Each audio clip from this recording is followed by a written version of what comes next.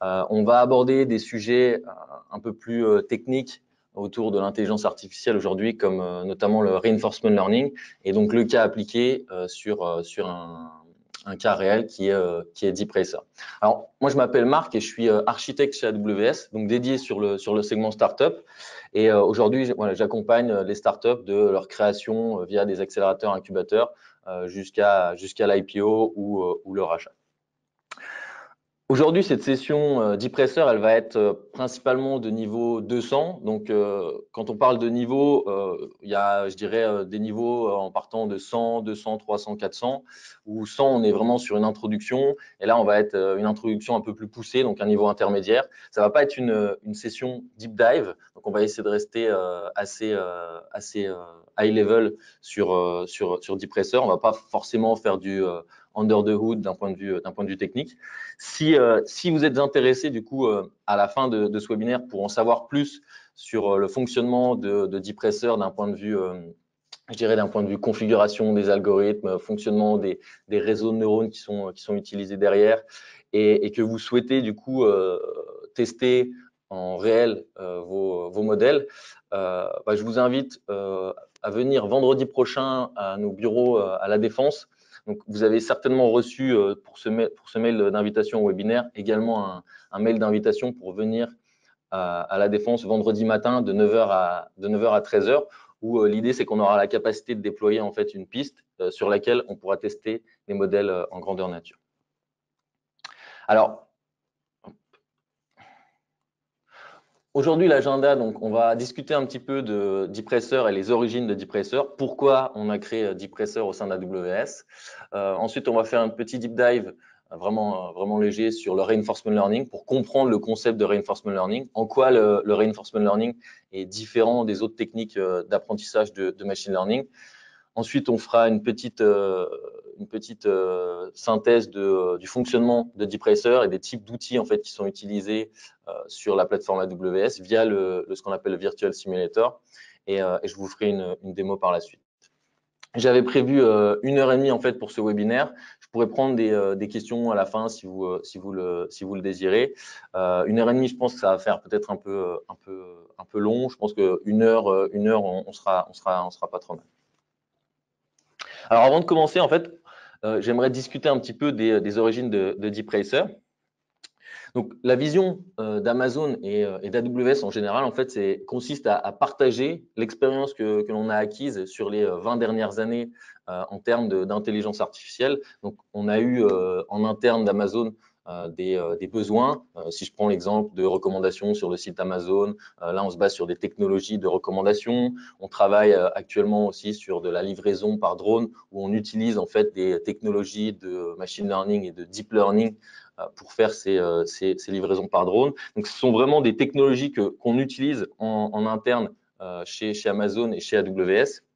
Et aujourd'hui, ce que l'on souhaite faire, en fait, c'est simplifier l'accès à ces technologies. Donc, littéralement, ce qu'on souhaite faire, c'est mettre dans les mains de n'importe quel développeur, de tous les développeurs même, des technologies de machine learning et encore plus de reinforcement learning. Et ça se fait aujourd'hui via l'intermédiaire de DeepRacer. Et ce qui est vraiment important dans cette démocratisation en fait du machine learning, c'est que il y a déjà quelques années, c'était compliqué en fait d'assimiler ou en tout cas de pouvoir rapidement tester ces différentes technologies. Il fallait avoir un background assez costaud en termes de data science, notamment faire au moins un PhD pour pouvoir discuter en fait avec ses pairs du machine learning. Et aujourd'hui, voilà, on essaye vraiment de le démocratiser et ça passe par des outils comme DeepRacer.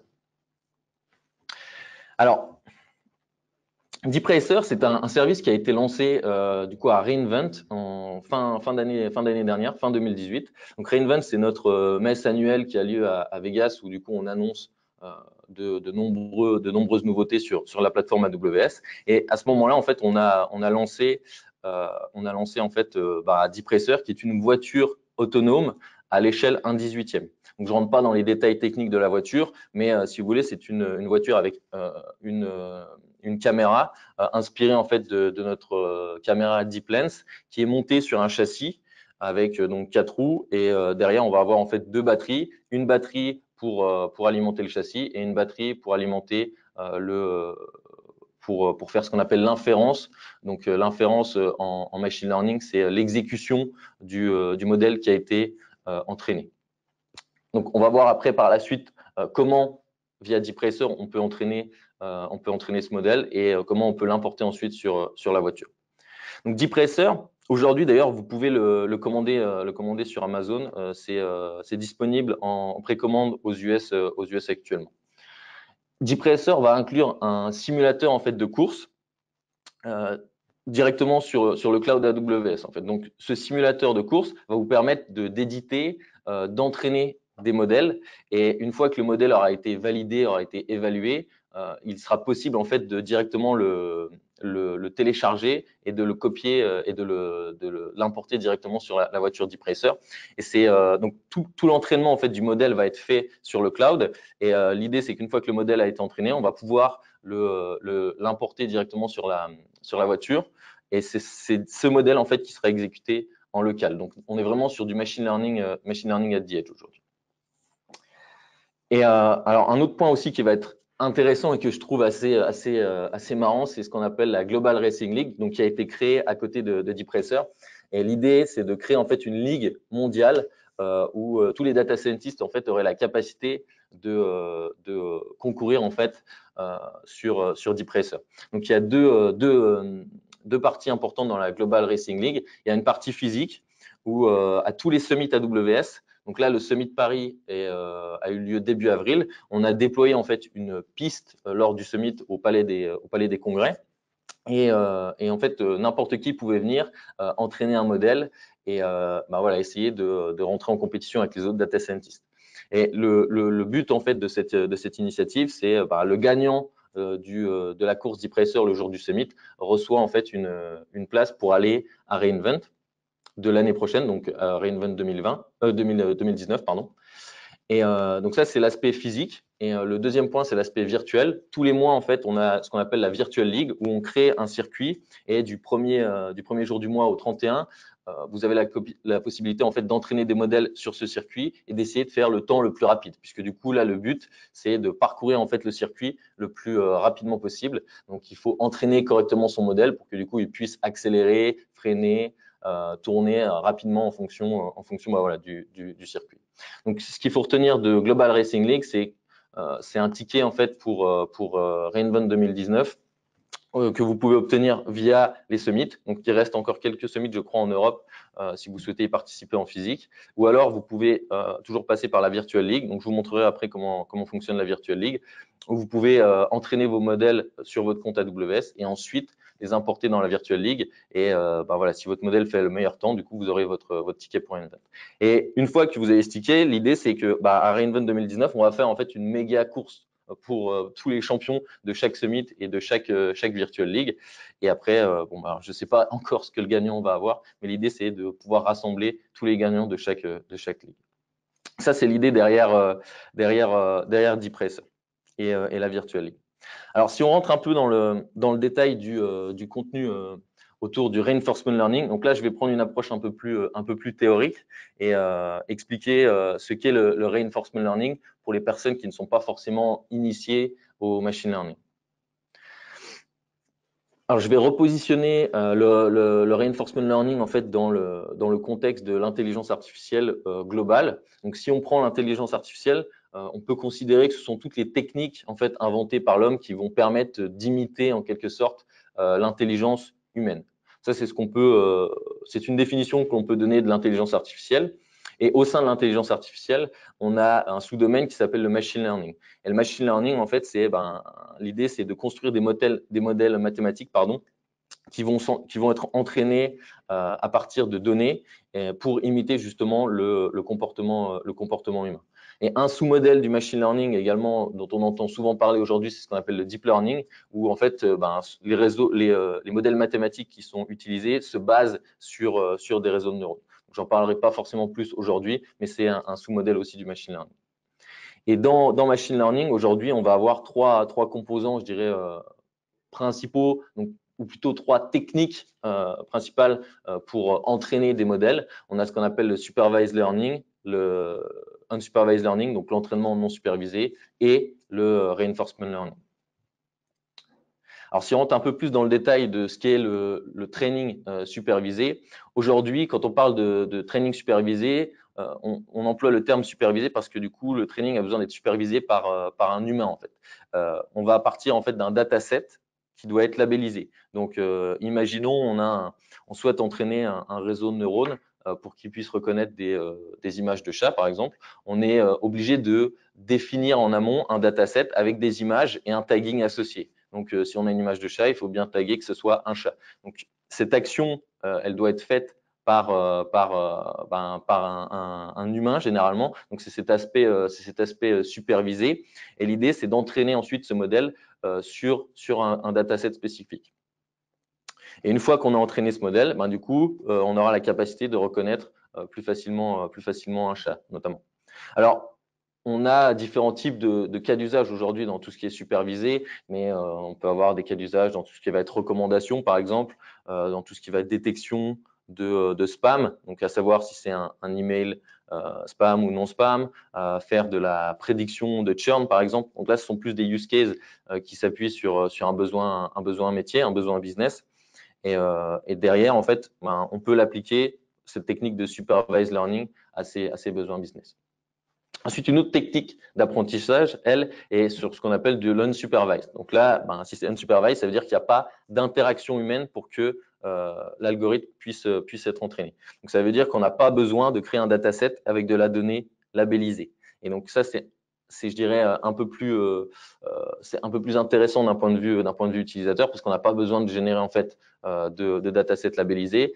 Et après, en termes de cas d'utilisation, l'algorithme va détecter des patterns dans la donnée. Donc, cette détection de patterns, le but, c'est de faire ce qu'on appelle généralement de la clusterisation. Donc, si on a, imaginons, plein de documents, du coup, en utilisant des algorithmes non supervisés, on peut peut-être générer des clusters de documents qui vont parler de sujets un peu similaires. Donc ça, c'est directement géré par l'algorithme. On n'aura pas besoin de définir ou de prédéfinir un dataset avec de la donnée labellisée. Et une dernière technique, donc celle qu'on va aborder aujourd'hui d'entraînement des algorithmes de machine learning, c'est ce qu'on appelle le reinforcement learning, où l'idée c'est qu'un agent va apprendre en fait des conséquences de ses actions. Donc ça va être un agent neutre qui va exécuter une action et en fonction de l'action qu'il va exécuter, il va avoir derrière une récompense. Donc on est vraiment sur un training qui s'apparente plutôt à un training je dirais itératif. Et si on prend du coup l'exemple en fait du reinforcement learning dans le monde réel, on s'aperçoit en fait que assez souvent c'est utilisé en fait par l'homme en fait le reinforcement learning. On a souvent, enfin j'imagine que vous avez déjà utilisé un moyen pour encourager en fait un bon comportement en se basant sur des récompenses. Donc c'est vraiment l'idée derrière le reinforcement learning, d'encourager les comportements positifs avec des récompenses. Si je prends l'exemple du dressage pour chien, l'idée c'est de pouvoir dresser correctement un chien en fonction des comportements et de ce qu'on veut, ce qu'on souhaite faire du coup à l'animal. Et donc on va pouvoir lui donner une récompense ici sous forme de friandises pour justement le récompenser. Et de la même manière, si du coup il fait quelque chose de négatif, on ne va pas récompenser forcément le chien. Alors, ce qui est important de voir aussi, c'est que l'entraînement, il ne va pas se faire rapidement. C'est pas un entraînement où, ok, si, imaginons, on demande au chien de s'asseoir, on va pouvoir lui donner une friandise. À ce moment-là, du coup, on a commencé à initier le processus d'entraînement. Mais si on souhaite faire quelque chose de plus complexe, c'est également possible, mais ça va prendre plus de temps. Si, par exemple, pour tous les chiens qui font du dressage assez poussé, s'il y a besoin de sauter des haies, s'il y a besoin de passer dans des tunnels, ça va prendre beaucoup plus de temps, mais derrière, le comportement voulu sera récompensé par une friandise. Et le but, c'est de pouvoir entraîner entraîner vraiment l'animal pour que du coup, il puisse se comporter de la façon dont on veut. Donc ça, c'est un exemple de reinforcement learning dans le monde réel. Et on va voir comment aujourd'hui on peut l'appliquer en fait dans le cas de deep-racer. Alors, certains termes en fait qui sont souvent utilisés dans le domaine de la technique du reinforcement learning. Donc, on va notamment parler d'agent. Donc, l'agent, ça va être celui je dirais, qui doit être, c'est l'élément qui doit être entraîné. Donc là, on a essayé de les positionner en fonction de deep racer. Donc, du coup, l'agent, ça va être la voiture. On va avoir l'environnement, donc avec lequel l'agent va interagir. Ici, l'environnement, ça va être la piste. On va définir ensuite ce qu'on appelle des états, donc, ou les states, où l'idée derrière un état, en fait, c'est de représenter ici, en quelque sorte, le positionnement de l'agent sur la piste. Donc, un état, ça va représenter le positionnement de l'agent sur la piste, ça va représenter les images qui vont être renvoyées par la caméra qui se situe sur l'agent. Et en fonction de cet état, du coup, l'agent a la possibilité de prendre une action. Donc ça, c'est le point en bas à gauche. Et l'action, ce qui se passe, c'est que l'agent, il va passer d'un état N à un état N+1 grâce à une action. Et en fonction de cette action et de l'état dans lequel l'agent arrive, on va pouvoir le récompenser. Et c'est là où le processus de reward intervient. Et ce processus va fonctionner de manière, je dirais, itérative. Donc, on part d'un état 0 et on se déplace je dirais, on se déplace en fait sur différents états avec des actions. Et à chaque fois qu'on s'est déplacé d'un état N à un état N+1 via une action, du coup, on va recevoir une récompense. Et l'idée, c'est d'avoir en fait d'enchaîner ces boucles état, action, reward, état. C'est ce qu'on appelle des steps. Et l'enchaînement de ces steps, en fait, va représenter des épisodes. Et donc, le processus de reinforcement learning, la technique de reinforcement learning consiste en fait à accumuler un maximum d'épisodes et ces données collectées pendant les épisodes permettront d'ajuster un modèle de machine learning. Donc là, ce sont les différents termes en fait qui vont revenir principalement quand on parle de reinforcement. Donc, le point qui va être le plus crucial aujourd'hui, c'est vraiment la fonction de reward, puisque du coup, c'est grâce à cette fonction de reward qu'on va pouvoir incentiver, donc je dirais récompenser en fait un comportement particulier. Et c'est la base aujourd'hui du reinforcement learning. Et on verra que dans Deep Racer, ce qui est le plus important en fait, c'est de définir correctement la fonction de reward, à savoir comment récompenser l'agent en fonction des actions qu'il a prises. S'il a pris une bonne action de notre point de vue, du coup, on va lui donner une bonne reward. Au contraire, si l'action ne convient pas forcément au comportement attendu, à ce moment-là, on va lui donner une reward, une récompense négative. Donc, c'est vraiment la base du reinforcement learning. Alors, si on essaye du coup de positionner en fait l'agent et notamment la reward function avec un système de grille. Donc là, imaginons on a à gauche l'agent, à droite, on a le but que l'on souhaite atteindre. Donc ici, le but sur le modèle de Deep Racer, ça va consister à franchir la ligne en fait. Donc on a un circuit fermé, et le but c'est de partir du départ et de faire le tour du circuit pour arriver à la ligne d'arrivée.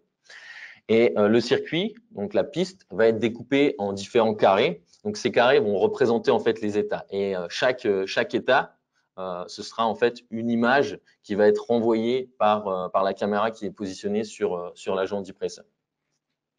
Et donc l'agent aura la capacité en fait d'avancer à gauche, de reculer, d'aller à gauche, d'aller à droite, mais toujours dans l'idée d'atteindre le but final. Donc l'intérêt, je dirais, de la reward function, elle va consister en fait à incentiver le comportement qui va nous permettre d'atteindre en fait le but principal. Donc ici, on a un exemple de reward function où en fonction de l'état, donc là, ce qu'on constate, c'est que on essaye en fait je dirais de rendre l'agent plus intelligent pour qu'il puisse se rendre sur le but final en allant tout droit. Donc du coup, si on part de la position de départ ici, qui est la case bleue S, l'idée c'est que s'il se déplace sur la case de droite, il va avoir une reward function plus importante que s'il se décalait vers le haut. Et du coup, d'ailleurs, j'ai pas mentionné, mais les cases violettes, on considère que c'est du off track, et donc du coup, il repart de zéro à ce moment-là. En fait. Donc, avec ce type de reward function, l'agent va être incentivé va être récompensé pour atteindre le goal en partant tout droit du départ jusqu'à l'arrivée. Donc ça, c'est un exemple notamment de reward function. Et ce dont on peut s'apercevoir, en fait, c'est que l'agent, le but pour lui, ça va être de découvrir un maximum les différents états qui vont être à sa disposition. Parce que du coup, au moment du départ, en fait, c'est toujours un processus itératif. Dans l'agent, il va y avoir un modèle, j'en parlerai après. Et en fait, c'est ce modèle qui, avec les données qui vont être collectées, va être entraîné et le modèle va être ajusté sur la prise de décision des actions notamment. Puisque du coup, au démarrage, en fait, ce qu'il va faire, c'est qu'il va prendre des actions aléatoires pour atteindre le but fixé. Donc, il y a vraiment cet aspect démarrage en mode aléatoire. Et ensuite, le modèle sera ajusté en fonction des actions. Alors, ce qui va être intéressant aussi, c'est je dirais, de s'apercevoir en fait au fil des entraînements quelle valeur en fait va être utilisée pour optimiser le trajet de l'agent vers le but final. Alors, il y a une notion, donc on a parlé de récompense. Donc là, sur le schéma précédent, en fait, ce qu'on voyait, c'est que du coup, à chaque étape, en fait, la reward function nous donne ce qu'on appelle du coup, cette récompense de 2, donc la récompense la plus élevée. En revanche, il y a une notion de, je dirais, un peu, je la compare toujours à une notion de stateful, stateless, où du coup, quand on part de 0, l'agent va se déplacer de manière itérative d'une case, d'un état à un autre, en prenant potentiellement la reward function la plus élevée.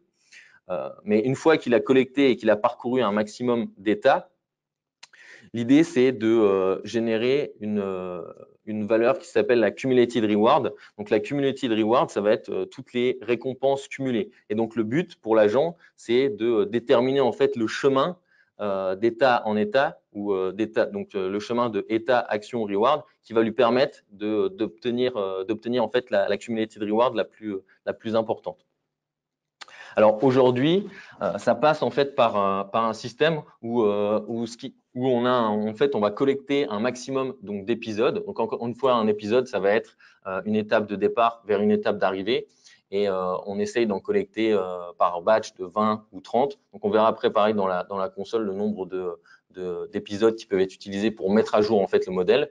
Et on part d'une manière aléatoire, donc on collecte certains épisodes et ensuite on ajuste le modèle en fonction de la donnée qu'on a collectée. Et le but, c'est que l'agent, par la suite, en fait, reparcourt les différents états, sauf que là, il va le faire de manière plus intelligente parce que lui, il aura déjà cette notion je dirais, de cumulative reward qui va lui permettre en fait de se dire, pour commencer, notamment ici, il va passer directement à la case de droite où il sait qu'il aura une reward la plus élevée possible. Parce que du coup, du point de vue de l'agent, ce qu'il faut, c'est maximiser en fait cette reward. Et c'est important d'avoir cette notion de cumulative reward parce que potentiellement, si on se déplace sur je sais pas, un état qui nous permet d'avoir une récompense assez élevée, si on se déplace sur l'état d'après et on se retrouve off the track, en dehors de la piste, à ce moment-là, ça n'aura pas été un déplacement ou une action qui aura fourni une reward cumulée importante. Et donc, cette notion de cumulative reward, en fait, elle va être ajustée avec ce qu'on appelle la notion de discount. Donc, le discount per step, plus elle est élevée, en fait, plus du coup, on va avoir en fait cette notion je dirais, d'imbrication entre les états. Donc, la cumulative reward, en fait, ce sera une notion qui va permettre à l'agent et au modèle qui va se situer sur l'agent de prendre les meilleures décisions en se basant sur l'expérience qui a été accumulée. Une fois, alors je repositionne encore une fois du coup parce que sur les slides précédents, j'avais expliqué principalement ce qu'était le reinforcement learning d'un point de vue générique en dehors de DeepRacer. Aujourd'hui, sur DeepRacer, on va quand même être sur des notions qui vont être assez similaires, où on aura toujours l'agent, donc la voiture, sur lequel en fait sera importé le modèle. Et c'est ce modèle qui va prendre les actions. Donc, comme j'avais dit précédemment, les actions vont être prises au début de manière aléatoire parce que le modèle va être initialisé en mode aléatoire.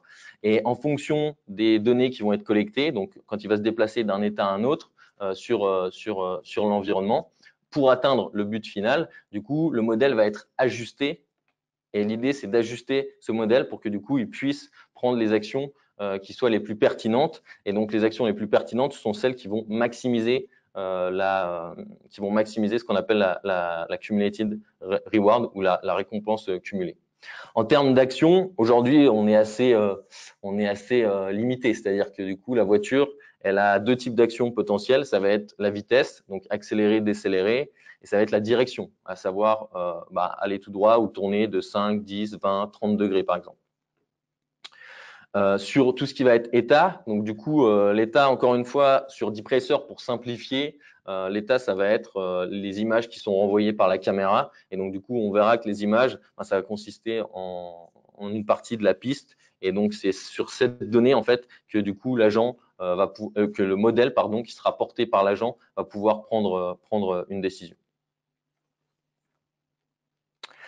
Alors, si je rentre un peu plus dans le détail du fonctionnement du coup de dePracer, et aujourd'hui comment dePracer fonctionne. Donc, quand on va commencer à entraîner le modèle, donc le modèle qui va être porté par l'agent, encore une fois, il va prendre un système d'action pour se déplacer d'un état n à un état n plus 1. Donc, pour avancer en quelque sorte, avancer vers le goal.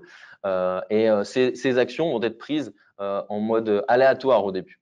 Donc, il va se déplacer d'un état n à un état n plus 1. Et au moment où il se déplace et qu'il arrive sur le nouvel état, du coup, il va recevoir en fait une reward. Et c'est cette reward qui va ensuite lui permettre de se déplacer dans un autre état.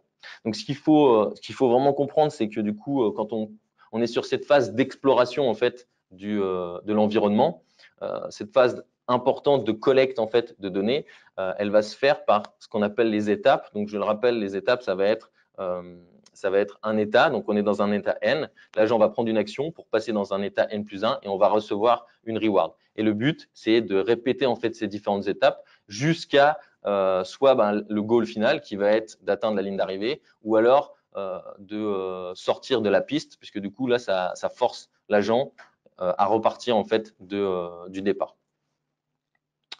Et donc une fois qu'on a collecté un maximum en fait d'épisodes, donc l'épisode c'est l'enchaînement de ces différentes étapes, on va pouvoir updater et mettre à jour le modèle. Et donc le modèle qui est porté par l'agent sera mis à jour en fonction des différents épisodes qui ont été collectés. Et une fois qu'il a été mis à jour, donc sans rentrer dans le détail, mais derrière on est sur un modèle de réseau de neurones qui est porté par l'agent. Et donc on va mettre à jour, on va ajuster les poids de ces réseaux de neurones. Et ensuite on réimporte le modèle dans l'environnement sur l'agent dans l'environnement virtuel.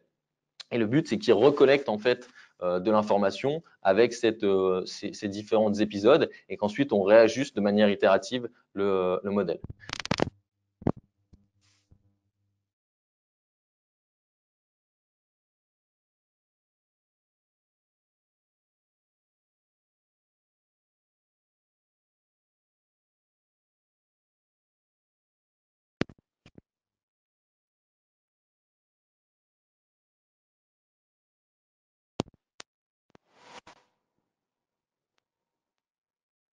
D'être plus pertinent. Donc ça c'est une partie un peu plus deep dive, un peu plus poussée. Et une fois que le modèle en fait a été entraîné, donc dans le modèle, on a deux fonctions principales, deux fonctions ou deux réseaux principaux. On a ce qu'on appelle la value function, donc ou le value network. L'idée derrière le value network, c'est de lui donner en entrée un état. Donc ici, l'état, ça va être une image qui va être envoyée par dePracer. Et lui, en sortie, il aura la capacité de fournir en fait ce réseau une estimation des récompenses cumulées en fonction de toutes les actions possibles. Donc imaginons, on est dans un état. Il y a potentiellement 15 ou 20 actions potentielles que l'on peut faire. Lui, une fois qu'il aura été entraîné, aura la capacité d'estimer quelle va être la cumulative reward la plus importante en fonction de l'action à choisir. Et donc, du coup, c'est là où la value function va être très importante parce que du coup, l'idée, c'est de choisir l'action qui va maximiser en fait cette cumulative reward. Et cette cumulative reward, en fait, elle va nous permettre de passer sur un état n plus 1 qui aura le plus de chances en fait d'aboutir au but final. Et ce mapping, en fait, entre l'état et les actions, lui, est fait par ce qu'on appelle le policy function ou le policy network, qui, lui, en entrée, va prendre l'état. Donc, de la même façon que le value function, il va prendre une image. Et en sortie, il ne va pas donner une estimation des cumulative rewards pour chacune des actions, mais lui, il va directement donner, en fait, une action. Et c'est ce modèle qui va directement interagir avec l'environnement. Donc, l'idée, c'est d'avoir via la policy function, un mapping entre un état et en sortie, on a une probabilité d'une action. Donc, c'est un mix entre les deux. Alors, après, ce qu'il faut voir, c'est que sur l'environnement de DeepRacer, on est sur un environnement assez aseptisé en quelque sorte, où du coup, on a peu de variables, peu d'états, ou en tout cas, on a la possibilité de parcourir à minima tous les états avec toutes les actions possibles, même si ça prend du temps. Mais quand on se positionne dans un système un peu plus complexe, notamment les voitures autonomes, je dirais en milieu urbain ou dans la rue, c'est beaucoup plus compliqué en fait de définir cette value function, parce que du coup, pour être vraiment, je dirais, pertinente, il faut qu'elle ait vu un maximum, il faut qu'elle ait exploré un maximum en fait d'états. Et c'est pour ça qu'aujourd'hui, c'est compliqué de faire des voitures autonomes, même avec du reinforcement learning, parce que ces voitures autonomes auront besoin en fait de découvrir un maximum l'environnement qui les entoure, pour que du coup ensuite elles puissent choisir les bonnes actions en fonction des données qui vont leur être renvoyées en entrée. Donc là, c'est voilà, encore une fois le fonctionnement classique de DeepRacer avec l'entraînement. Donc, ce qu'il faut retenir, c'est qu'on a un agent sur lequel on a un modèle. Et la piste, l'environnement, en fait, va être divisé en plusieurs états. Donc ici, les états, ça va être ce qu'on appelle les images qui vont être envoyées par la caméra qui est portée par l'agent. Et en fonction de cet état, du coup, l'agent va prendre une action sur l'environnement et à ce moment-là, il va collecter et il va avoir une récompense qui va le faire se déplacer dans un nouvel état. Et l'idée, c'est d'itérer pour collecter en fait un maximum de données liées à l'environnement et liées aux récompenses qu'il pourrait avoir en changeant d'état pour ensuite ajuster le modèle qui sera porté par l'agent pour qu'il puisse prendre des actions qui soient un peu plus intelligentes. Donc, si vous souhaitez après aussi en savoir un peu plus d'un point de vue value function, value policy function, où du coup, on a vraiment en fait des explications un peu plus poussées sur le type de réseaux de neurones qui sont utilisés, sur les méthodes de gradient donc, qui sont utilisées pour mettre à jour le réseau de neurones. Donc ça, on peut en discuter un peu plus dans le détail, notamment vendredi matin, où on aura avec nous des experts sur l'aspect machine learning et l'aspect reinforcement learning en particulier. Donc, si vous êtes intéressé pour avoir plus d'informations sur ce sujet-là, voilà, n'hésitez pas à vous inscrire pour vendredi matin. Alors, je voulais aussi parler de différentes approches en fait aujourd'hui qui ont lieu dans le domaine du robotic racing ou tout ce qui va être les courses de voitures autonomes. Donc là, à gauche, on a l'approche qui avait été présentée aujourd'hui, donc à base de reinforcement learning, où l'idée c'est d'avoir un agent virtuel, encore une fois, qui va interagir avec un environnement virtuel et qui va générer de l'expérience. Donc ces expériences, ça va être les images. Donc là, ce sont les états qui vont être envoyés, les différentes actions qui ont été prises pour passer d'un état N à un état N+1 et les rewards qui vont être utilisés. Et ensuite, cette expérience qui a été générée, elle va être utilisée pour entraîner un modèle qui ensuite aura plus d'expérience et qui sera redéployé sur l'agent pour recollecter et régénérer de l'expérience.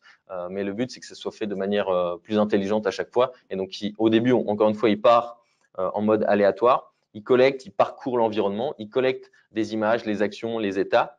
Et ensuite, on récupère en fait cette expérience, on ajuste le modèle pour qu'après, il puisse prendre des décisions en termes d'action qui soient optimisées pour notamment maximiser cette reward, parce que le but pour le modèle, ce sera toujours de maximiser la reward qu'il peut engendrer. Et donc, une fois que le modèle est entraîné, on lui fournit un état, une image, et le modèle, lui, va prendre une action de conduite, en fait. Et un autre mode de fonctionnement qui, lui, s'appelle ce qu'on appelle le comportement par cloning, où là, l'idée, c'est de pas se positionner du coup dans un environnement virtuel.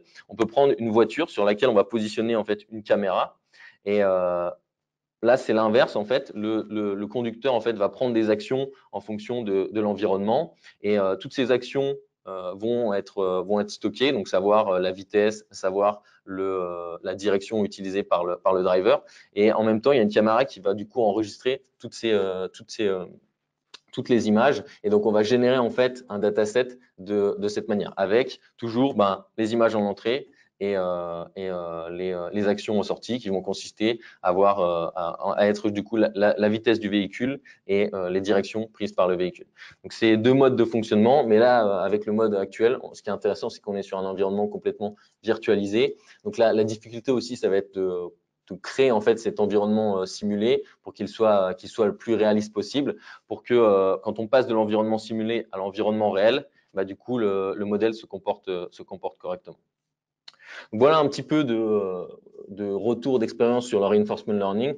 Moi, ce que je voulais vous transmettre sur cette partie, c'est encore une fois vraiment bien expliquer les différences en fait entre le reinforcement learning et d'autres modèles sur le supervisé et le non supervisé. Donc, sur l'aspect reinforcement learning, on va vraiment être sur une collecte, une génération de data via un agent qui va parcourir un environnement et générer à partir de cet environnement de l'expérience qui vont être les images qu'il aura pu collecter, les différentes actions qu'il aura pu prendre et les récompenses aussi qu'il aura pu prendre associées à ces actions, pour qu'ensuite on puisse entraîner du coup le modèle sur l'expérience qui a été accumulée et que ensuite on itère et que du coup le modèle régénère de la data, régénère de l'expérience, mais le but c'est qu'elle soit de plus en plus précise et que ce qu'on appelle la reward cumulée soit de plus en plus importante. Donc là, on part typiquement avec un dataset nul où on a zéro data. Donc c'est pour ça qu'on n'est pas sur un modèle supervisé de base parce qu'on n'a pas de données.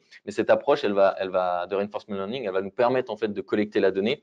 Et ensuite, une fois qu'on aura collecté ce dataset, on va pouvoir l'ajuster dans le but d'optimiser les rewards qui vont être utilisés. Alors maintenant, je voulais expliquer un peu plus dans le détail d'un point de vue AWS comment fonctionnait DeepRacer. Donc, on a présenté un petit peu DeepRacer, ce que c'était la DeepRacer League. On a discuté un petit peu du reinforcement learning et du reinforcement learning appliqué à DeepRacer. Et maintenant, j'aimerais vous présenter un petit peu l'aspect DeepRacer sur AWS. Donc, les types d'éléments ou de services qui sont utilisés par DeepRacer de manière sous-jacente pour fonctionner. Et ensuite, je vous ferai une petite démo du fonctionnement de DeepRacer. Alors ici, on a l'architecture en fait qui est utilisée par DeepRacer sur AWS. Donc à gauche, on va avoir un client léger, donc là via le navigateur. Et ce qui se passe, c'est que quand on va dans la console AWS, on peut directement aller sur le service DeepRacer.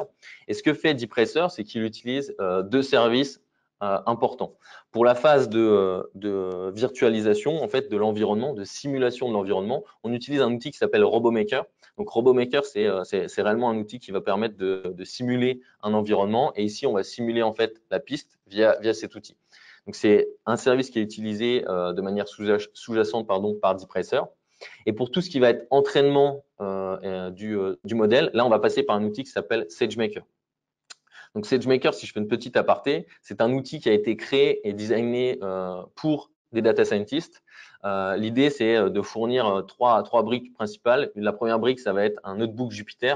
Donc quand on est data scientist, généralement, on aime bien avoir un environnement dans lequel on peut travailler sur sa donnée. Donc Jupyter, c'est un de ces types d'environnements. Donc on a décidé en fait de fournir une solution managée d'un notebook Jupyter pour que les data scientists puissent rapidement en fait tester ou cruncher un petit peu leurs données.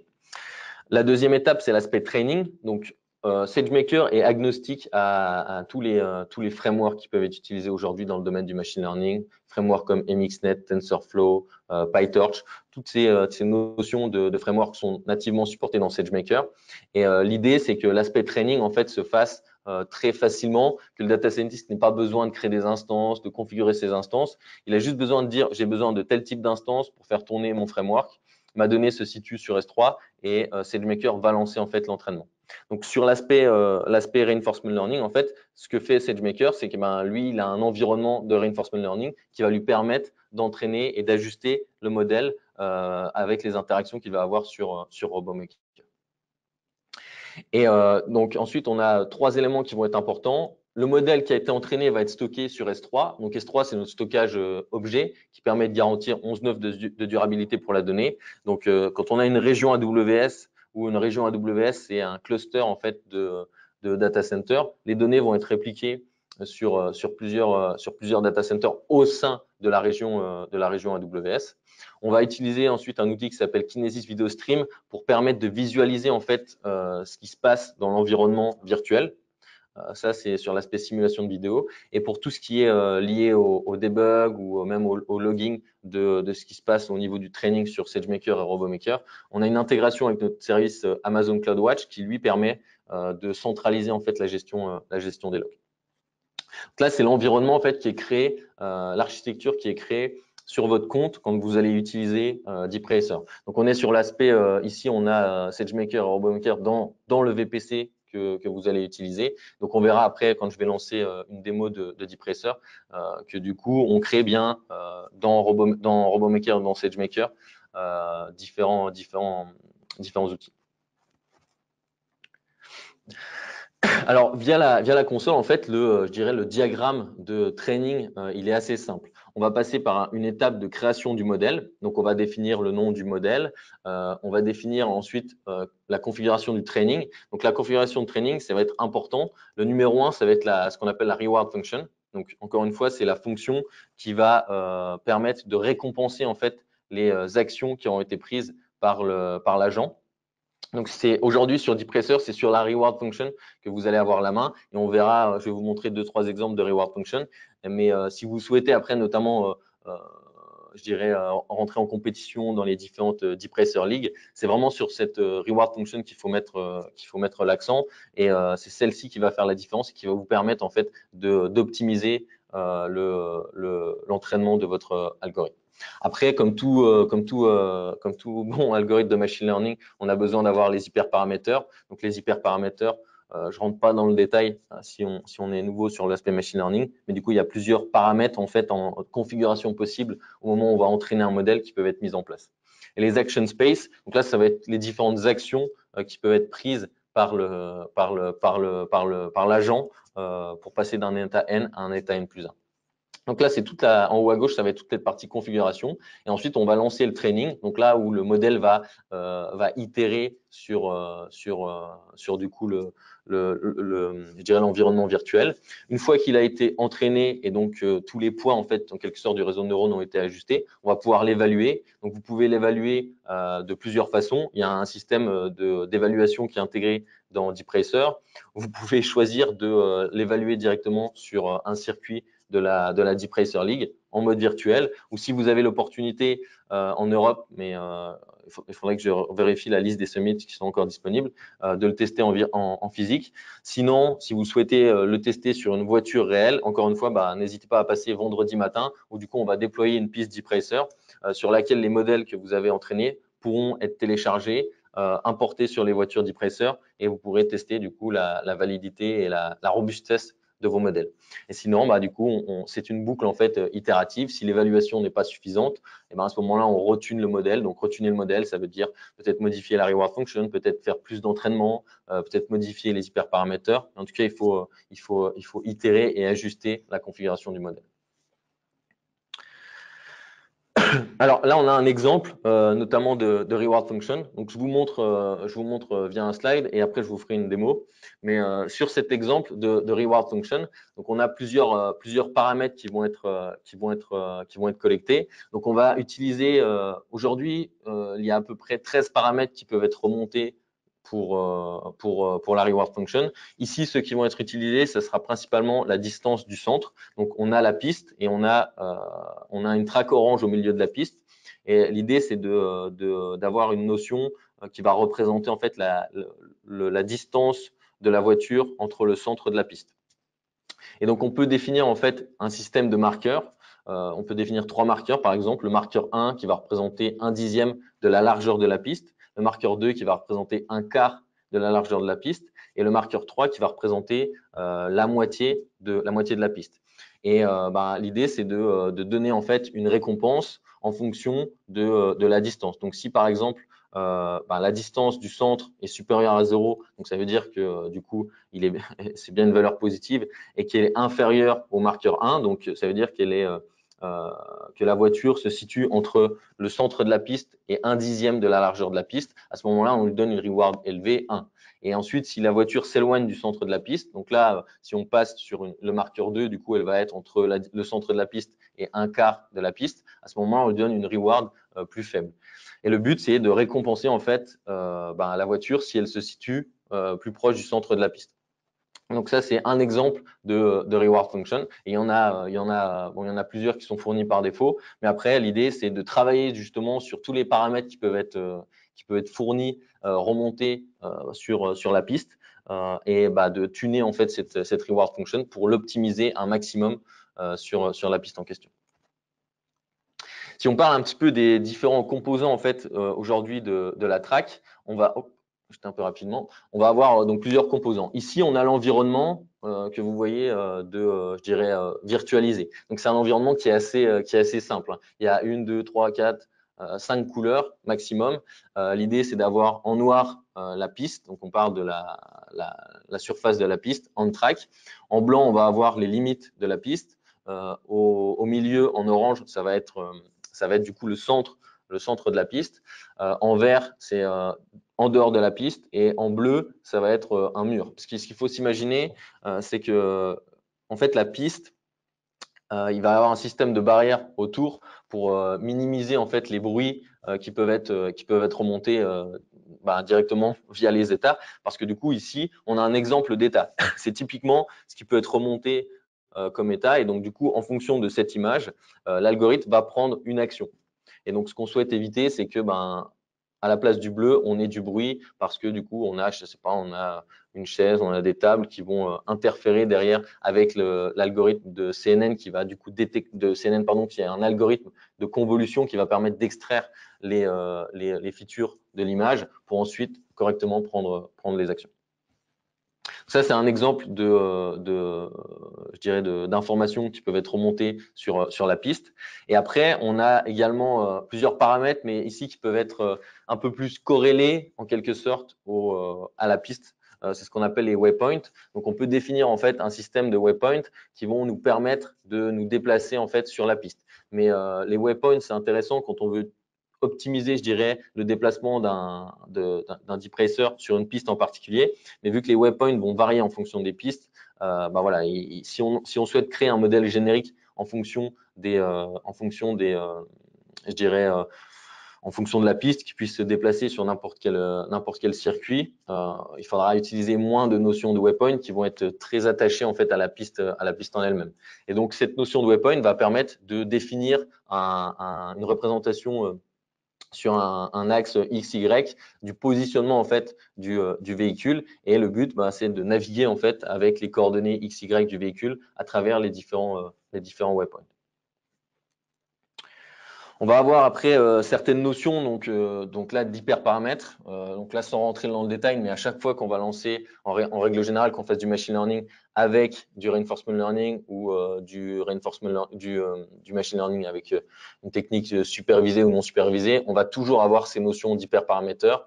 Donc je rentre pas dans le détail exact de ce que cela signifie, mais on a une notion importante qui s'appelle le learning rate. Donc c'est potentiellement la capacité en fait de l'algorithme à apprendre rapidement. Donc, si on met un petit learning rate, il va apprendre plus lentement, et si on met un gros learning rate, il va apprendre plus rapidement. En revanche, si on met un learning rate trop gros, potentiellement, il n'aura pas la capacité d'apprendre, et après, on dit qu'il va diverger. Ensuite, on a cette notion de batch size. Donc, c'est la quantité de données qui vont être utilisées à un instant T pour entraîner l'algorithme. Pareil, l'idée, c'est de prendre des batch size qui ne soient pas trop gros pour éviter de généraliser un état, et de prendre des batch size trop petites qui vont après en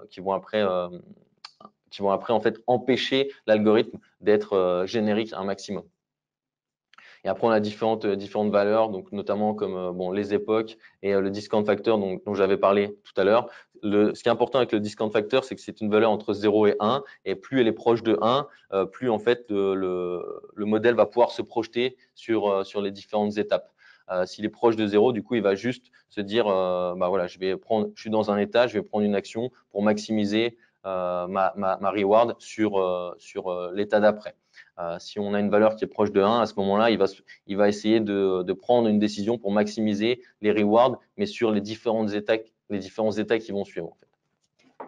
Et le nombre d'épisodes, donc encore une fois, là, c'est la quantité de données qui va être collectée. Donc là, ça va être les différentes états qui ont été collectés, les images qui ont été collectées, les rewards qui ont été collectés et qui vont être ensuite utilisés pour entraîner le modèle. Donc, le mieux, c'est forcément d'avoir un maximum d'états parce que du coup, ce que l'on souhaite, c'est avoir un maximum d'épisodes pour avoir le maximum de combinaisons entre les états, les actions et les rewards. Mais cette génération d'épisodes, c'est vraiment cette partie-là qui va prendre du temps aussi de pouvoir naviguer dans les différents états.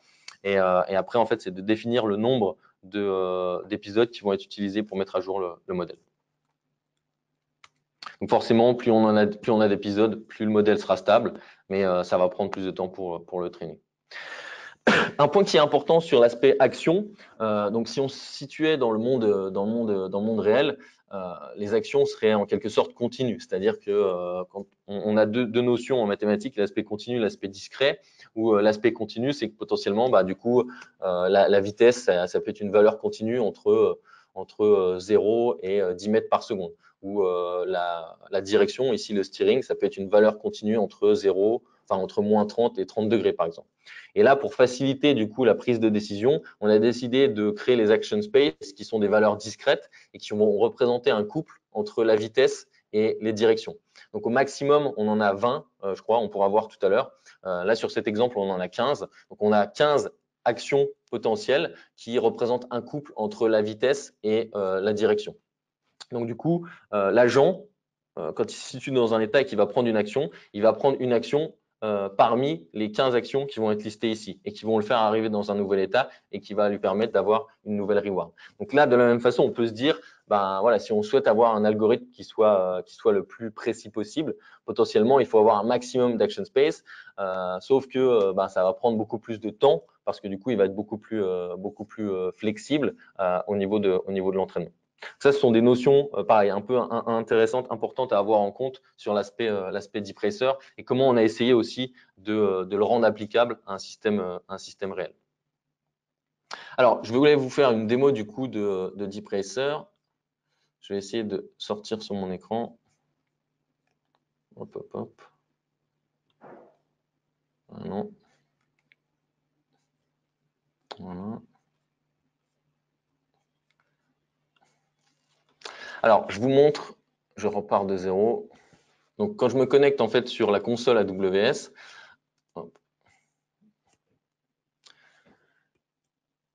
le premier point pour ceux qui ne sont pas forcément initiés, je vais taper le mauvais service, mais pour ceux qui ne sont pas forcément initiés à AWS, c'est de définir la région qui va être utilisée. Aujourd'hui, on a plus de 21 régions qui sont disponibles sur la plateforme AWS. Et une région, ça va être un cluster de data centers sur lesquels vont être disponibles les services. Et ces clusters de data centers sont répartis en zones de disponibilité. Et l'idée, c'est que ces zones de disponibilité soient séparées entre 50 et 100 km. Généralement, on a un maximum de 2 millisecondes entre les zones de disponibilité pour que du coup, on puisse créer une application qui soit résiliente. Et ce qui est important, c'est que quand on utilise une région et qu'on stocke sa donnée dans cette région, les données ne seront jamais déplacées d'une région à une autre. C'est vous qui êtes propriétaire de votre donnée, c'est vous qui choisissez de les mettre dans une région et c'est vous qui choisissez de les déplacer si vous avez besoin de les déplacer. Donc, une fois qu'on a choisi la région, on va utiliser le service. Alors, aujourd'hui, Deep Racer est disponible sur la région Nord Virginia uniquement, mais bon, ce n'est pas un problème en soi pour utiliser le service. Et donc, quand on arrive sur le service Deep Racer, on va pouvoir créer justement l'action d'un modèle. Donc, moi, je me suis déjà entraîné précédemment. J'ai déjà entraîné plusieurs modèles. Je vais vous montrer après ce que ça donne. Je l'ai fait au préalable parce que du coup, le training potentiellement du modèle peut prendre en tout cas une heure, entre 30 minutes, une heure si on souhaite avoir un résultat qui soit intéressant. Donc là, je vais lancer un training pour vous montrer à quoi ça correspond. Je vais un peu zoomer. Alors, il y a différentes ressources qui vont être créées au moment où on utilise Depressor, d'une part, on va créer un bucket S3. Donc, le bucket S3, il va être utilisé pour stocker tous les modèles, pour stocker les contenus vidéo qui vont être générés par l'environnement virtualisé. Ça va être important pour la suite. C'est créé automatiquement. Il n'y a pas besoin de le préconfigurer. C'est au moment où on utilise Depressor, ces ressources vont être créées au niveau du compte. Et on utilise également un VPC. Donc, un VPC, c'est un réseau privé virtuel dans lequel les ressources, notamment SageMaker et RoboMaker, vont être créées. Et une notion importante de VPC, c'est qu'elle va vous permettre d'avoir ce qu'on appelle une isolation d'un point de vue réseau. Donc, on peut créer un réseau privé virtuel, comme si vous étiez chez vous avec votre LAN en 192.168. Voilà, c'est vraiment d'avoir un réseau qui soit fermé sur l'extérieur. Donc, on va définir un test. Donc là, je vais faire Depressor webinaire. Donc, c'est intéressant de toujours donner une description du modèle. Alors là, ce qui va être intéressant, c'est qu'on a plusieurs pistes qui vont être disponibles. Donc il y a la piste de Reinvent 2018, c'est une piste assez classique, mais c'est la piste qui est utilisée pour toutes les sessions au Summit en fait. Donc tous les summits physiques AWS utilisent cette piste. Et ensuite, on va avoir des pistes qui sont créées de manière mensuelle. Donc là, on a la piste Empire City Training, Kumo Training. Donc il y a un nombre de pistes tous les mois qui sont réalisées sur lesquelles du coup vous pouvez réentraîner vos modèles. Et ce qui est important, c'est que il y a différents paramètres en fait qui peuvent être remontés pour la reward function, et certains paramètres vont être attachés au circuit, alors que d'autres ne sont pas forcément attachés au circuit. Donc c'est pour ça qu'après on peut tuner un peu plus son modèle pour qu'il puisse être performant sur un circuit en particulier. Donc là, je vais prendre le circuit de Reinvent 2018, qui est le circuit classique. Ensuite, on doit définir les action space, donc ce que j'avais décrit précédemment, qui sont un ensemble d'actions discrètes qui peuvent être prises du coup par l'agent pour se déplacer dans l'environnement d'un état à un état. Et donc là, on a la main en fait sur le nombre d'action space que l'on peut définir. Donc on peut définir le steering, donc je dirais la direction maximale que peut prendre la voiture. Donc là, c'est une valeur entre 1 et 30. Donc là, on est au maximum de 30. Ensuite, on a la granularité. Donc là, on peut jouer sur la granularité. Donc, on peut passer soit sur low, medium ou high. Si je me mets sur la plus petite granularité et que je fais la même chose sur la vitesse, du coup, on a par exemple que 3 actions. Donc là, on a une seule vitesse et soit la voiture, elle tourne à 30 degrés ou 0 degrés. Donc, si on fait ce type de… si on utilise ce type d'action, potentiellement, oui, la voiture, elle va pas se comporter correctement quand elle va prendre une action. Donc après, il faut essayer de trouver la bonne valeur en fonction du coup en fonction du circuit et en fonction du temps aussi que l'on souhaite accorder pour faire le training. Parce que ce qu'il faut savoir, c'est que plus on a d'actions, potentiellement, si vous vous souvenez tout à l'heure, je parlais de la value function où en entrée, on lui donne un état et elle va déterminer ce qu'on appelle la cumulative reward en fonction de chacune des actions. Ça oblige en fait l'algorithme, ça oblige en fait l'entraînement à être beaucoup plus long parce que du coup, il faudra parcourir en fait un maximum de combinaisons entre état et action. Et ça, c'est aussi à prendre en compte. Donc, si on définit le maximum, si là, je me positionne en termes de granularité sur le steering et sur la vitesse, là, je peux avoir 20 actions. Donc, 20 actions, ça va être beaucoup plus long de parcourir en fait tout l'environnement pour justement avoir un maximum de combinaisons. Et après, on aura un maximum de données, ce qui va nous permettre potentiellement d'avoir une conduite qui soit beaucoup plus fluide et qui soit beaucoup plus attachée en fait à la piste. Donc là, je vais me mettre en modèle à peu près minimum. Je vais mettre un training de 2 mètres par seconde en vitesse maximale et je vais me mettre sur une granularité de 2. Donc là, on a à peu près 10 actions, donc 10 possibilités. Quand on est dans un état, pour passer d'un état N+1, on a 10 possibilités qui s'offrent à Depressor pour accéder à ce nouvel état. Et ensuite, on a donc la reward function qui va être importante aussi. Donc là, c'est la reward function que je vous avais montré précédemment. On a différents types de reward function qui sont mis en exemple. Donc là, c'est la première, c'est celle par défaut. Donc c'est celle qui permet de suivre en fait le centre. Donc c'est la follow the center line. On a ensuite une reward function qui va permettre de, je dirais, pas de suivre le centre, mais de rester, je dirais, sur la piste, mais de pas sortir en fait de la piste. Et pour permettre de faire cette reward function, il y a un paramètre qui est utilisé en plus qui s'appelle le All Wheels on Track. Donc c'est la capacité qu'a la voiture de remonter l'information, de savoir si est-ce que toutes les roues sont sur la piste ou non. Et donc là, la reward function est plutôt simple. C'est un if qui prend est-ce que à ce moment-là toutes les roues sont sur la piste et c'est un et pas un ou et est-ce que la distance entre donc la moitié de la piste en termes de distance moins la distance du centre est supérieure à 0. Ça veut dire que la voiture est sur la piste. Si jamais c'était inférieur à 0 et que la distance du centre était plus grande que la moitié de la piste, ça voudrait dire que la voiture est en dehors de la piste. Et donc là, on essaye de lui donner une reward uniquement sur ce point-là. Et donc, le comportement attendu quand on utilise ce mode Stay Inside the Two Border, c'est que la voiture en fait va zigzaguer en quelque sorte sur la piste, puisque du coup, dès qu'elle atteint une frontière, une border, eh ben, elle va tourner à droite, elle va aller tout droit et ainsi de suite. Donc, elle va zigzaguer en quelque sorte sur la piste. Et après, on a aussi une fonction donc un peu plus poussée où là encore, on peut éviter justement cet aspect zigzag. Où là, on va prendre, alors si je dis pas de bêtises, tac tac tac, voilà, on va avoir en fait un steering. On va avoir une pénalité au niveau du steering. Donc ça, c'est un exemple et une liste d'exemples du coup de reward function. Mais ce qui va être intéressant, c'est de pouvoir jouer en fait sur tous les paramètres. Alors j'avais ouvert en fait hop, ici. Donc là, je suis sur la documentation de Deep Racer et en fait là, on a l'ensemble des paramètres qui vont être disponibles pour Deep Racer.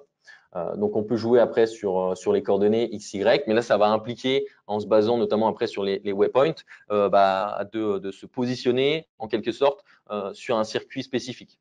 Et si je prends les exemples les plus marquants, là comme sur celui précédent, on utilise en fait toutes les roues sont sur la piste. Donc là à ce moment-là, si on utilise ce paramètre, il va renvoyer true si toutes les roues sont sur la piste. À ce moment-là, il renvoie false. Donc là, l'idée c'est de l'inclure dans la reward function avec ce point-là. Et donc, on a différents paramètres. Et le but de cette reward function, voilà, ça va être de maximiser en fait les rewards qui vont pouvoir être envoyés avec tous ces paramètres. Donc, un maximum de paramètres va forcément permettre d'être plus précis et de renvoyer un maximum d'informations. Donc, je rentre pas pareil dans le détail des différents paramètres. Si vous souhaitez avoir plus d'infos sur les paramètres, n'hésitez pas à venir vendredi. On pourra creuser un peu plus dans le détail ces paramètres. Donc là, je choisis la fonction qui a été mise par défaut. Et ensuite, comme tout algo de machine learning, donc là, on va pouvoir jouer sur les hyperparaméteurs. Donc sur ces hyperparaméteurs, je ne vais pas rentrer dans le détail puisque du coup, il y a à chaque fois une fourchette de valeurs qui ne sont pas forcément évidentes pour les personnes non initiées. Donc je la laisse de cette façon. Peut-être un point qui est important, c'est le nombre d'expériences en termes d'épisodes qui sont utilisés pour mettre à jour le modèle. Donc là, ça veut dire que on a 20 épisodes. Donc un épisode, encore une fois, c'est quoi? C'est un départ sur la piste. Et en fait, ensuite, la voiture Deep Racer, l'agent va se déplacer sur l'environnement d'état en état jusqu'à atteindre soit la fin de la piste ou à sortir de la piste. Et donc là, l'idée, c'est qu'il le fasse 20 fois. Et avec la donnée qu'il a collectée 20 fois, du coup, on va potentiellement mettre à jour le modèle. Et ensuite, on réitère. Et l'idée, c'est que du coup, les actions qu'ils prennent soient de plus en plus intelligentes et qu'elles puissent générer une reward cumulée qui soit la plus importante possible. Donc là, je peux me mettre, par exemple, à la moitié, 50. On définit une job condition de 60 minutes. Donc, le training va durer 60 minutes. On a un maximum de 480 minutes pour faire le test. Je peux essayer de mettre 5 minutes pour voir ce que ça donne, mais généralement, ça va être quand même… ça va pas forcément être intéressant de faire un training en 5 minutes, mais je voulais juste vous montrer derrière ce que ça représente. Alors, en attendant que le training se lance, parce que sur cet aspect training, ce qui va se passer, c'est qu'on va créer en fait un job sur SageMaker qui va être utilisé pour entraîner le modèle et on va lancer un environnement simulé sur RoboMaker qui va permettre de simuler l'environnement. Donc là, on a tous les hyperparaméteurs et toutes les configurations du training. Pareil, l'algorithme qui est utilisé pour mettre à jour les poids du modèle, c'est un algorithme qui s'appelle le PPO pour Proximity Policy Optimization. Donc, on peut rentrer dans le détail, mais ce sera plus intéressant si vous souhaitez avoir plus d'infos de venir ce vendredi. Et si je vous montre certains des tests que j'ai pu faire, du coup ce matin j'avais lancé en fait un training sur un de mes algorithmes avec une fonction de reward. Donc là j'avais pris la fonction basique et ici on voit donc le training a duré à peu près 1 heure et ici on a la somme en fait des différentes rewards. Donc on est sur des rewards autour de 350. Donc là on voit qu'il n'y a pas d'évolution au niveau du training parce que du coup pendant 1 heure, en fait, la reward n'est pas passée, enfin n'a pas augmenté. On a atteint un seuil de 350. Donc là, on peut se dire que potentiellement le training va pas être, va pas être optimisé, va pas être intéressant parce que du coup, le nombre je dirais la reward cumulée n'augmente pas. Et donc, ce que l'on souhaite faire, c'est potentiellement avoir une reward cumulée qui va augmenter. Et ensuite, j'avais lancé l'évaluation de ce modèle. Et ça, c'est un point qui va être intéressant puisque du coup, l'évaluation, ce qu'elle fait, c'est que on a 3 tests pour parcourir la piste avec le temps et le pourcentage de track qui a été complété.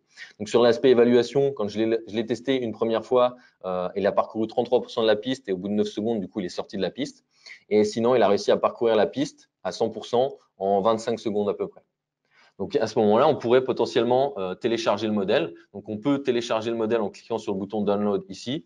On pourra l'importer sur la machine, sur la depressor physique et ensuite le tester sur la piste pour voir si on arrive réellement à faire en 25 secondes le tour de la piste. Pour information, aujourd'hui sur la piste classique de Reinvent, je crois que le record il est autour de 7 secondes. Donc 7 secondes, c'est assez rapide quand même, c'est plutôt pas mal. Et là, on voit qu'il y a quand même une grosse marge de progression pour atteindre les 25 secondes.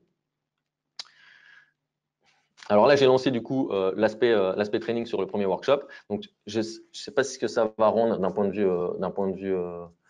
vue visualisation, mais là, je suis censé en fait voilà, avoir à droite l'environnement simulé. Donc, en fonction de ma connexion, là, j'utilise Kinesis Video Stream qui va me streamer en fait ce que la voiture, l'agent virtuel va voir au niveau de depressor. Donc là, il y a peut-être une petite problématique de connexion, mais l'idée, c'est qu'on voit la voiture se déplacer sur l'environnement. Là, le training est en cours et il va durer 5 minutes. Donc, logiquement, je ne vais pas avoir un résultat qui va être intéressant en termes de reward. Et ce que l'on peut regarder, c'est qu'au même moment, le training, ce qu'il a fait, c'est qu'il a lancé. Je vais regarder dans SageMaker et dans RoboMaker.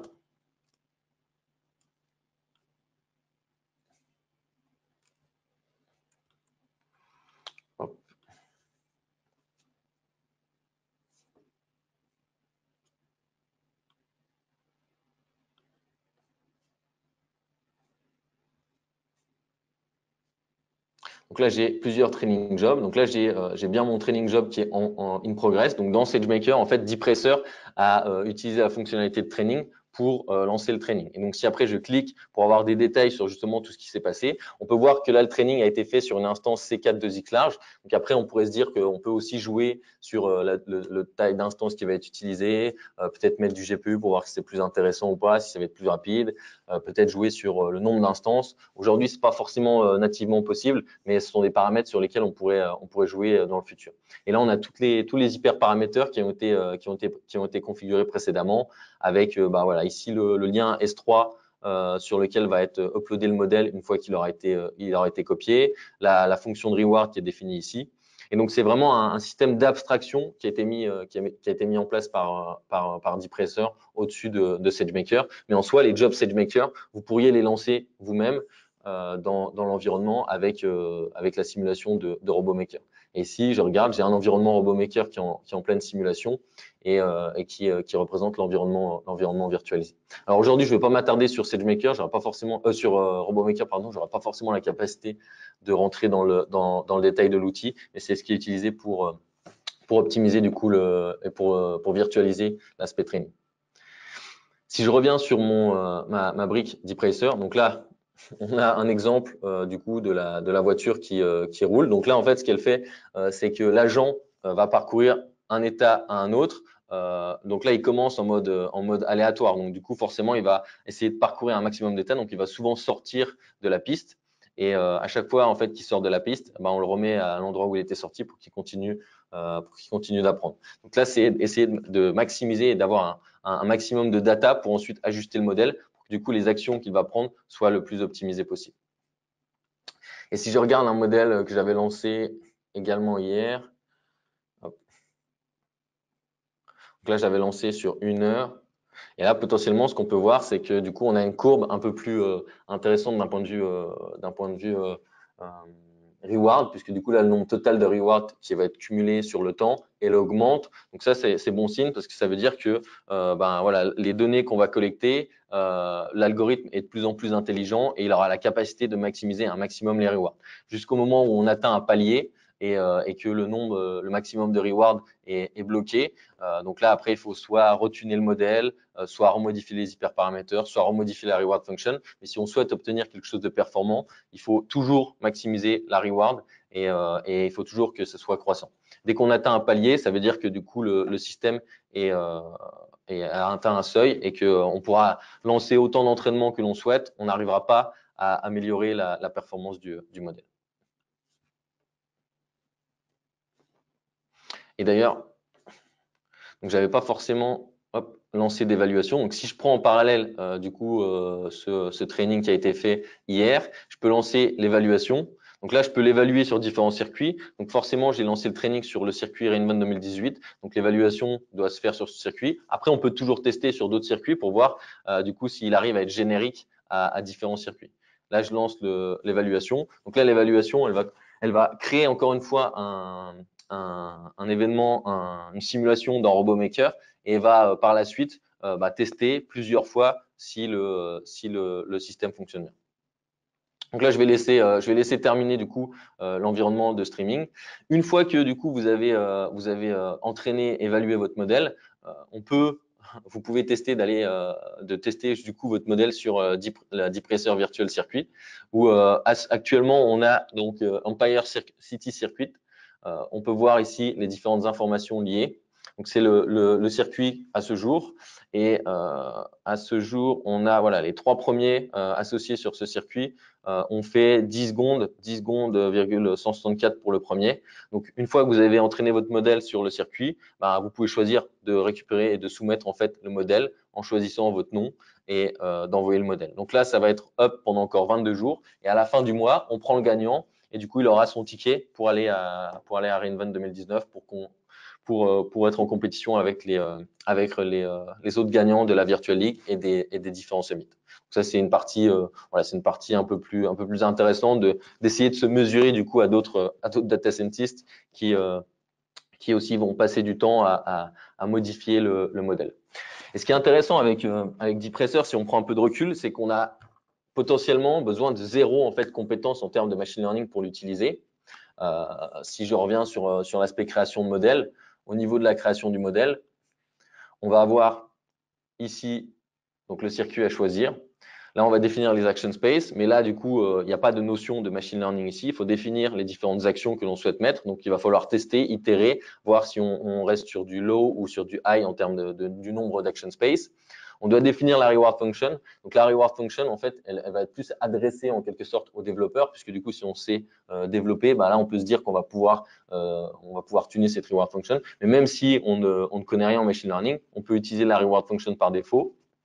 Et on peut utiliser les hyperparamètres par défaut et entraîner un modèle. Donc, tout le monde aura la capacité de tester, de créer un modèle et de le plugger sur une voiture pour voir si ça fonctionne. Ça aussi, c'est important parce que du coup, vous avez la capacité de faire du reinforcement learning, même si on n'a pas forcément encore toutes les notions nécessaires pour maîtriser le sujet. Et si après, on est un peu plus senior dans le domaine du machine learning et plus précisément du reinforcement learning, à ce moment-là, du coup, on peut tuner la reward function, on peut tuner les action space, on peut tuner les hyperparamètres et du coup, on aura la capacité vraiment d'optimiser un maximum le modèle. Et donc là, à ce moment-là, ce sera plus ouvert aussi aux data scientists s'ils souhaitent optimiser un maximum le modèle. Alors, je vérifie si le training est toujours en cours. Donc là, le training est toujours en cours. Donc, il est en train en fait de s'arrêter. Donc, il va prendre à peu près 4 minutes pour s'arrêter. Si je vous, je vais remontrer en fait, je vais retourner rapidement sur les slides. Donc voilà, si vous souhaitez tester et être en compétition avec d'autres personnes qui utilisent DeepRacer sur la Virtual League. N'hésitez pas à tester vos modèles et à les mettre en compétition sur les circuits. Ça vous coûte rien et ça peut être intéressant de tester et puis peut-être de gagner une place pour Reinvent l'année prochaine. Si vous êtes intéressé pour tester rapidement, on a également un lab donc qui prend 50 minutes. Donc là, je vous mets le lien. C'est un lien sur GitHub dans AWS Samples où on a AWS DeepRacer Workshop. Donc ce qu'on va faire en fait, c'est que vendredi prochain de 9 h à midi, j'ai une liste d'environnements qui vont être prêts et on va pouvoir dérouler en fait ce workshop via des notebooks Jupyter. Donc, si vous souhaitez le dérouler vendredi, vous pouvez vous inscrire directement sur le lien qui a été fourni pour s'inscrire à ce webinaire. Ou alors, si vous souhaitez le tester chez vous directement, vous pouvez également le tester chez vous, entraîner des modèles. Et puis, voilà, je vous invite encore une fois à venir vendredi matin à la Défense et à venir tester du coup vos modèles sur le circuit réel.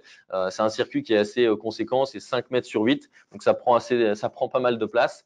Et je pense que c'est assez intéressant de voir, je dirais, comment en fait ces notions qui peuvent parfois être abstraites de machine learning et de reinforcement learning peuvent s'appliquer à des cas concrets qui sont ici les voitures autonomes à l'échelle 1/18e. Donc si vous êtes intéressé, n'hésitez pas à passer vendredi matin de 9 h à 13 h. On vous enverra je pense à la fin du webinaire, du coup, les slides au format PDF. Donc, du coup, vous aurez la capacité d'accéder au lien et de pouvoir vous inscrire directement. Alors, je vais juste essayer de trouver, hop, voilà, je reviens rapidement pour voir si le training est terminé.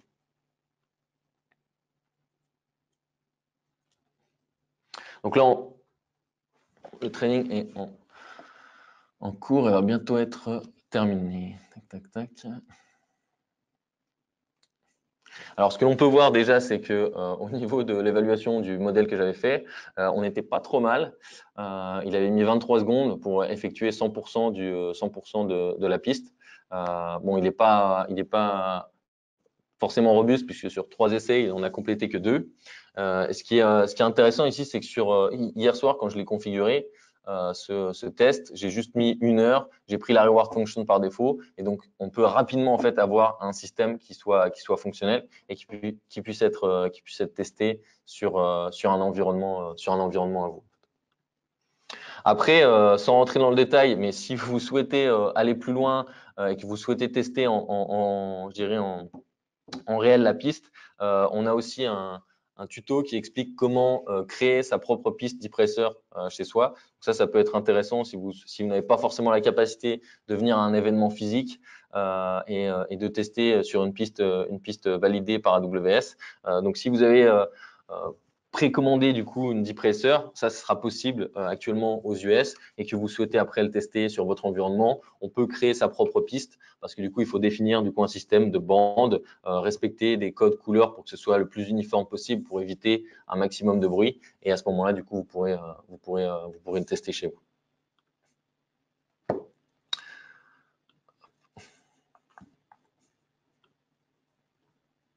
Alors, je voulais juste attendre d'avoir le résultat en termes de reward. Bon, là, on a fait le training, voilà, sur 5 minutes. Donc, c'était ce qui était attendu. On n'a pas eu énormément de reward ici. Sur 5 minutes, on était à 28 et on voit que pour certains modèles, on peut monter à 700, 800, 900 de cumulated reward. Mais ce qu'il faut faire, c'est itérer et entraîner à chaque fois le modèle. Voilà, donc du coup, donc voilà, je vous remercie d'avoir participé du coup à ce webinaire. J'espère que ça a été utile pour vous. Si vous avez des questions, je ne sais pas si du coup on peut en prendre maintenant ou sinon je vous invite à venir vendredi prochain où là on aura des experts du machine learning qui pourront répondre aux questions d'un point de vue deep dive sur ce qui se passe under the hood au niveau de SageMaker, sur le tuning des algorithmes, le tuning des frameworks potentiellement. Voilà, donc on sera très heureux de vous recevoir. Il y aura un petit déjeuner et puis du coup on aura la possibilité voilà, de passer un moment sympa et d'essayer d'appliquer au monde réel le machine learning. Donc je vous remercie. Je pense que ça va pas être possible là, parce qu'on arrive en termes de timing ça va être compliqué de prendre des questions. Donc, si vous souhaitez, vous pouvez me contacter directement sur LinkedIn ou sur Twitter, Marc Pierre Bossel, donc on vous renverra plus d'informations là-dessus. Vous allez avoir les slides et si vous souhaitez, inscrivez-vous vendredi matin. Donc, je vous remercie encore une fois d'avoir assisté à ce webinaire et je vous souhaite une bonne journée. Merci.